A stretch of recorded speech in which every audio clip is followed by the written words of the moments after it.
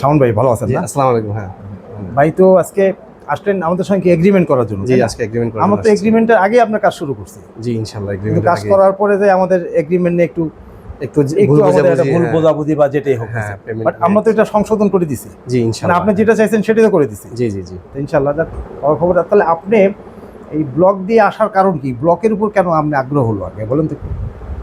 ব্লগের main reason হচ্ছে আমার কাছে মনে হচ্ছে যে আপনার ব্লগ জিনিসটা পানি শোষণ করে কম, ড্যাম হয়ে কম, আর সবচেয়ে বড় যে ব্যাপারটা যে আমাদের দেশ কিন্তু আস্তে আস্তে আপনার খুব গরম পড়তেছে।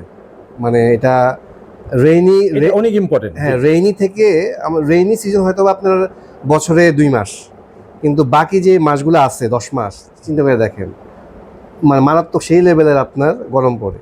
এখন এই অবস্থায় ধরেন যারা একতলা বিল্ডিং করতে চাই, হ্যাঁ, অথবা 2 তলা তো কম, একতলা বিল্ডিং, একতলা একটা বিল্ডিংয়ে আপনার আমার এই সাইড দিয়ে সলিড ওয়াল, উপরে আপনি সলিড তো ওয়াল, দুইতলা, আমারটা 2 তলা, এখন একতলা কম, এখন একতলা। হ্যাঁ, এখন এই সলিড ওয়ালগুলোর কারণে আপনার আরো বেশি গরম লাগে নিচে আমি যখন থাকি। ব্লকের যে আপনাদের যে সিস্টেমটা, যে হলো থাকার কারণে আপনার টেম্পারেচারটা সে কি করে নিয়ন্ত্রণ করতে পারে। আর পাশাপাশি স্পেশালি আপনি যে সিস্টেমে ব্লক দিয়ে ছাদ করেন, ওইটা কিন্তু টেম্পারেচারটা কি করে, ওইটাও সে ছাদ থেকে নিয়ন্ত্রণ করতেছে। তার মানে আমি এই সাইড থেকেও সার্ভিস পাচ্ছি, ওদিক থেকেও পাচ্ছি। মানে মেনলি আমরা তো ধরেন কলামতে বা কলাম স্ট্রাকচার বাড়িতেও ব্লক ইউজ করি, আবার আমরা যে একটা টেকনোলজিতে কাজ করি RCBM, হ্যাঁ। যেটা আরসিবিএম, যেটা কোনো কলাম নাই, বিম নেই। ভিন্ন নেই, হ্যাঁ। তাহলে এটাতে তো আমাদের কাছে যখন আমরা শুরু করছি 2000 সালে, তখন কিন্তু লোকজন আসছে, আচ্ছা দেখে ভয় পায় চলে গেছে যে এটা দিয়ে আবার আপনি কি বিল্ডিং থাকবে। আজকে এই 17 বছর ধরে আমরা স্ট্রাগল করে এখন লোকজন একটু একটু আসতেছে। এখন তো আমাদের দেখা দেখি অনেক কোম্পানি চলে আসছে। আপনি এত কোম্পানি তুই আমাদের কেন কাছে আসেন? আমরা তো প্রচার টোচারও খুব একটা করি না। না না, এত কোম্পানি ফেলে আপনার কাছে রিজন হচ্ছে, আমার কাছে মনে হচ্ছে যে আপনার ইঞ্জিনিয়ারিং যে নলেজ, আমিও ইঞ্জিনিয়ারিং পারসন না, বাট আমি যতটুকু একটু অ্যানালাইসিস করছি ব্যক্তি পর্যায়ে, আমার কাছে মনে হচ্ছে যে আপনার নলেজ থেকে অন্যরা অনেক পিছিয়ে আছে। পিছিয়ে বলতে কি, ওরা হয়তো বা ধরেন হাতে কলমে হয়তো বা কপি করছে, হয়তো বা শিখছে, কিন্তু আমার কাছে মনে হচ্ছে যে আপনি যে লোকটা, হ্যাঁ, যে RCBM-এর উপর স্পেশালাইজড এবং কি লাইসেন্স প্রাপ্ত লোক। আচ্ছা, আপনি তো আজকে আমাদের অফিসে আসছেন এবং শুনলেন আমাদের যে সিনিয়র ইঞ্জিনিয়ার, উনি তো এটা আপনার একটা জিনিস আমি প্রুভ করতে চাচ্ছি, উনি যে দুবাইতে কনসালটেন্সি করে এবং দুবাই থেকে আসছে, এটা তো আপনার ডকুমেন্টারি দেখছেন। হ্যাঁ হ্যাঁ, এটা আমাদের ফার্ম অলরেডি দুবাইতে, আমরা ব্লকের উপর কনসালটেন্সি।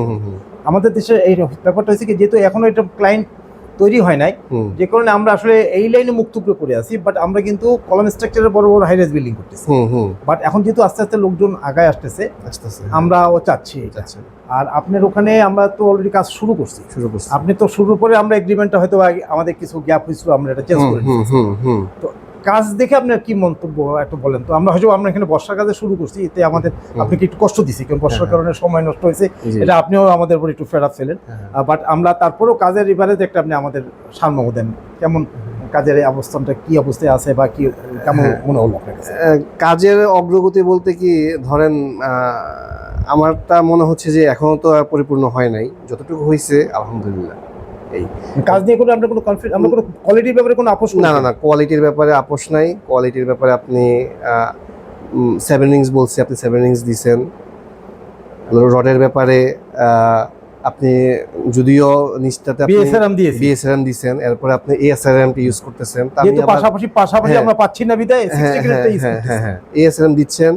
যদিও আমি বলছি যে ভাই আমার তো এএসআরএম না, জিপিএসটা দিতে পারতেন, হ্যাঁ, তখন আপনি আমাকে আশ্বস্ত করছেন যে না, এএসআরএমটাও ভালো, কোনো সমস্যা নাই।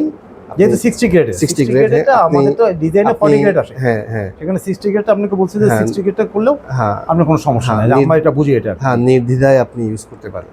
আমরা তো পাথর দিয়ে ব্যবহার করতেছি ভাই, এখন কিন্তু কোনো খোয়া তো ইউজ করি না, এই পর্যন্ত খোয়া ইউজ করি নাই। নিচের ফ্লোর, মেঝে থেকে আরম্ভ করে হোল ঢালাইগুলা, এগুলা সবকিছুই পাথর হচ্ছে, পাথর দিয়ে আমরা ঢালাই করি। এবং সেখানে তো সব সময় আপনি দেখতেছেন কাজের মান। জি জি জি, হ্যাঁ। এবং আমাদের মিস্ত্রিদের সম্বন্ধে একটু বলেন, ভালো মন্দ যেটা সত্যিই বলবেন। মিস্ত্রি আছে, ওভারঅল আছে, মিস্ত্রি আছে। এই তো মোটামুটি আজকে আমি খুশি হয়েছি আপনি আমাদের অফিসে আসছেন। আমরা এগ্রিমেন্ট আপনাদের করে দিয়েছি ইনশাল্লাহ। আমাদের সঙ্গে যে কথাটা আগে হয়েছিল, কিছু আমরা চেঞ্জ করে আমরা ঠিক করে দিয়েছি।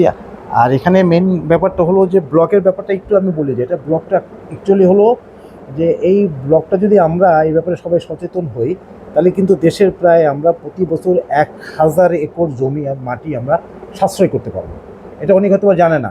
বলে আমরা যে আজকে একটা আলোচনা করলাম, উনি একজন কিন্তু ওয়েব ডেভেলপার, ঠিক আছে। এখানে আমার ক্লায়েন্টগুলো কিন্তু সব মোটামুটি উপর লেভেলের ক্লায়েন্ট, কারণ যারা আসলে ব্লকের কাজ করেন তারা আসলে নতুন পদ্ধতিতে তাকে না বোঝালেও কিন্তু করার কথা না, কারণ বিদেশে কিন্তু সব জায়গায় এটা প্রচলন। কিন্তু এখানে দেখা যাচ্ছে যে অনেক কোম্পানি কাজ করে। কিন্তু আপনাদের কাছে একটা অনুরোধ থাকবে, যারা ব্লক দিয়ে কাজ করতে চান অন্তত আমাদের কাছে একটা পরামর্শ নেবেন, বা কাজ করার সময় দেখবেন আপনি যেইভাবে ডিজাইনটা করা হচ্ছে সেই ডিজাইনটা সঠিক নিয়মে আছে কিনা। কারণ বাংলাদেশ গভর্নমেন্ট কিন্তু ভূমিকম্পর কারণে 4টা জনে বিভক্ত করছে, এক একজনে এক একভাবে ডিজাইন করতে বলছে। কিছু কিছু ডিজাইন জোনে আরসিবিএম ডিজাইনটা চলবেই না, লোড বিয়ারিং সিস্টেমে চলবেই না, যে ভূমিকম্প এলাকা। যেমন আমাদের কাছে কিন্তু অলরেডি 6তলা 8তলা বহুত বিল্ডিং আসছিল সিলেট এলাকায়, আমরা করিনি। কেন করিনি? ওই এলাকায় করা যাবে না, পার্বত্য চট্টগ্রামে করা যাবে না, আপনার ওই যে নীলফামারী দিনাজপুরের ওই সাইডে করা যাবে না, কুড়িগ্রামের ওদিকে করা যাবে না। কিছু কিছু বেল্ট আছে যে প্রত্যেকটা কাজে কিন্তু আমরা সয়েল টেস্ট ছাড়া কাজ করা যাবে না। এই জন্য আপনারা যারাই কাজ করেন না কেন এই আরসিবি সিস্টেমে সয়েল টেস্ট অবশ্যই করবেন, পাশাপাশি একটা ডিজাইন আমাদের কাছ থেকে পরীক্ষা করাই নেবেন। কারণ বাংলাদেশে এই টেকনোলজিটা বাংলাদেশে 2000 সালে কনকর্ড কোম্পানি নিয়ে আসছিল, ওদের টেকনোলজিতে কাজ হচ্ছে এবং ওখানেই আমরা শিখছি, হাতে করে পাইছি এবং আমরা এখনও করে আসতেছি। বিকল্প কেউ নাই আমাদের জানা মতে। তো সবাই ভালো থাকবেন। জি ভাই, আপনিও ভালো থাকবেন, জি। দোয়া রাখবেন আমাদের। জি, thank you very much. জি, আসসালামু আলাইকুম।